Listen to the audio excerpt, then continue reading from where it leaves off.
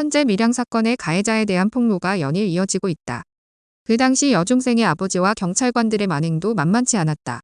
가해자들은 많은 유튜버들이 다루니 나는 여중생의 아버지와 경찰의 만행을 말하려 한다. 피해 여중생인 최양은 울산에서 태어나고 자랐다. 아래로는 여동생과 남동생이 있었다. 최양의 가정 환경은 매우 불우했다. 아버지 최 씨는 알코올 중독자였고 가정폭력을 일삼았으며 하루도 거르지 않고 어머니 윤 씨를 구타했다. 이를 견디지 못한 윤 씨는 사건이 일어나기 1년 전인 2003년 1월쯤에 이혼했다. 그 후 윤 씨는 집을 나갔다. 아내와 이혼한 후 아버지의 폭행은 큰딸인 최양에게 집중되었다. 하루도 쉬지 않고 폭언과 폭행이 이어졌다. 아버지는 무능했고 매일 술에 절어 살았다. 최양은 이렇게 하루하루 악몽 같은 생활을 했다. 한창 사춘기였던 최양은 이런 사실을 누구에게도 말하지 못했다. 그러다 우연한 기회에 인터넷 채팅을 했고 밀양 지역 고등학교에 다니던 박군을 만났다. 이때가 2004년 1월경이다. 박군은 최양을 울산에서 1시간 거리인 밀양으로 불러냈다. 그리고는 쇠파이프 등으로 때린 뒤 여인 숲으로 데려갔고 이곳에서 고교 선후배 등 12명과 함께 집단 성폭행을 했다. 최양은 1년 정도를 가해 학생들로부터 신체적인 폭행과 성폭행을 당했다.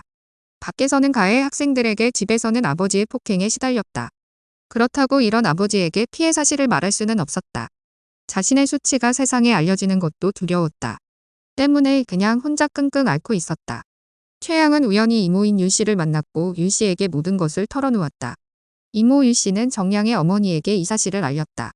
그리고 11월 25일 오후 8시쯤 112에 전화를 걸었고 피해자의 신분을 철저하게 보호해줄 수 있는지를 몇 차례나 묻고는 다짐을 받았다.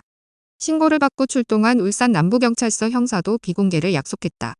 경찰은 최양 자매에게 여경한테 조사받게 하겠다라고 약속했으나 이를 지키지 않았다. 때문에 최양 자매는 자신이 당했던 일을 남성 경찰관에게 설명하는 수치심을 감내해야만 했다. 이뿐만이 아니다. 가해 학생들을 일렬로 세워놓고 직접 범인을 지목하게 했다. 최양은 경찰 수사 기간 동안 9차례나 불려갔고 한 번에 7, 8시간 시간을 진술했다. 이 과정에서 가해자와 가해자 부모들로부터 가만두지 않겠다는 등의 협박을 받기도 했다.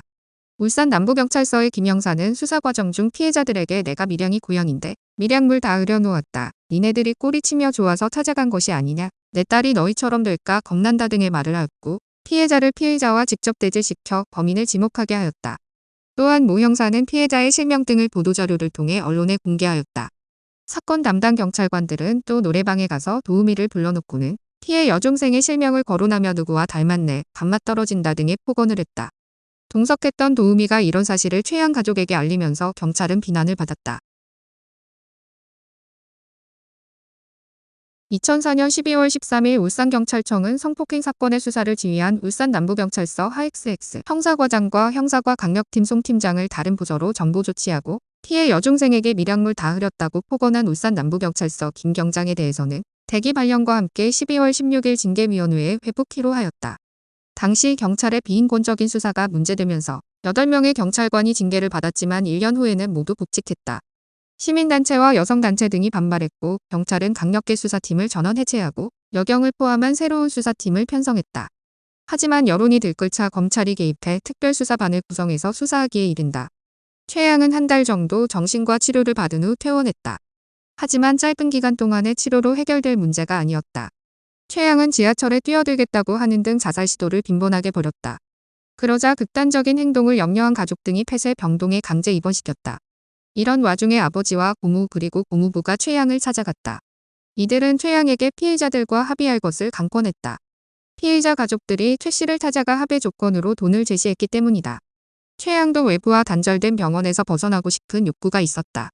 최양의 아버지는 그런 딸의 심리를 이용했다. 현행법상 보호자의 친권을 막을 수도 없었다. 결국 최양은 아버지를 따라 나섰고 피의자 가족들에게 합의서와 선처를 바란다는 탄원서도 써주었다. 아버지 최 씨는 합의금으로 5천만 원을 받았다. 이 중 1,500만 원은 울산 외곽에 전셋집을 마련하는 데 쓰고 나머지는 친척들과 나누어 가졌다. 정작 최양 자매에게는 한 푼도 돌아가지 않았다. 합의서와 탄원서는 피해자들의 형량에도 큰 영향을 미쳤다. 최양은 나중에 후회했지만 이미 때는 늦었다. 그 후 충격을 받은 최양은 다시 가출을 했고 어머니를 만났다. 아버지 최 씨는 성폭력 상담소 등의 설득으로 최양 자매의 친권을 친모로 변경하는 데 동의했다. 최양 가족은 생이별을 했다. 자매는 어머니와 서울에서 살고 막내 남동생은 아버지와 울산에서 살았다. 서울에 이사온 최양 자매와 어머니는 월세방에서 살며 동사무소에서 나오는 보조금으로 생활해야만 했다. 최양 자매에게는 큰 슬픔이 닥쳤다. 알코올 중독자였던 아버지의 사망 통보였다. 아버지 최 씨는 피해자들에 대한 선고 공판이 진행되는 도중에 알코올 중독으로 인해 사망했다. 그 후 울산에 있던 남동생도 서울에 와서 어머니와 함께 살게 되었다. 최양 자매와 어머니는 경찰의 모욕적인 수사에 대해 국가의 책임을 묻기 위해 손해배상 청구 소송을 제기했다.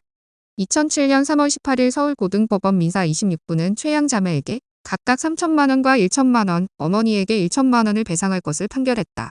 대법원은 2008년 6월 16일 이 원심을 확정했다. 최양 가족은 월세에서 전셋집으로 옮겼다. 최양은 끝내 고등학교를 졸업하지 못했다. 우여곡절 끝에 서울에 있는 고등학교에 전학을 했다. 받아주는 학교가 없어서 10여 곳의 학교를 돌아다닌 뒤에야 간신히 전학을 할 수 있었다. 그런데 생각지도 못한 일이 벌어졌다. 가해자의 부모가 최양이 전학한 학교에 찾아왔고 소년원에 있는 아들을 위해 탄원서를 써달라고 한 것이다. 최양은 큰 충격을 받고는 학교를 그만두었다. 최양은 그 후 아르바이트를 전전했고 2011년 마지막까지 연락하며 지내던 강지원 변호사와도 연락이 끊겼다고 한다.